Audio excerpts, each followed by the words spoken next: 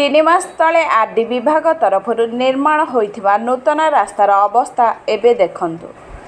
गाँव सहर को सुविधारे जिबा आसिबा पई सरकार एने पक्का सड़कर निर्माण योजना करिथांती, किंतु सड़क निर्माणर मात्र किछि दिन परे सड़कर शोचनीय अवस्था पहुंची जाए।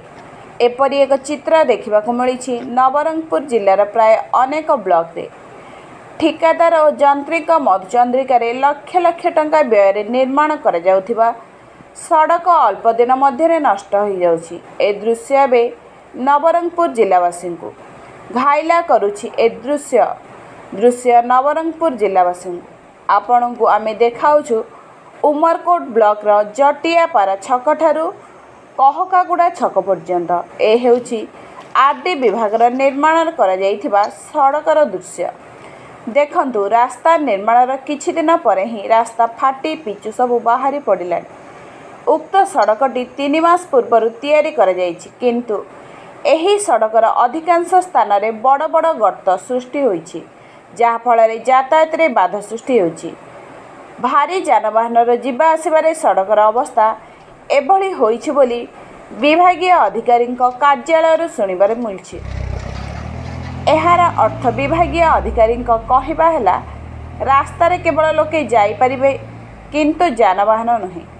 सेठाकार किछि सांबादिक बंधु एसडीओ सहित जोगाजोग करथिले मध्य जोगाजोग होई पारि नथिला। वर्तमान देखिबाकू बाकी रहिला सड़कर पुनः कार्य केबे हेबो एवं केबे साधारण लोकंक पई यातायात व्यवस्था सुधरिबो।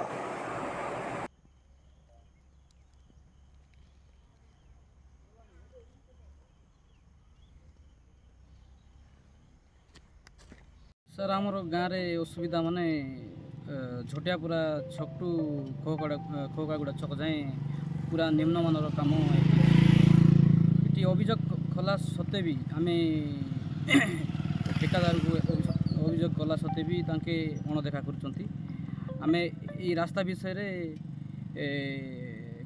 कलेक्टर को मध्य ग्रीवांस रे देइछु, ता सत्ते भी आमर अभियोग को तांके अणदेखा कर।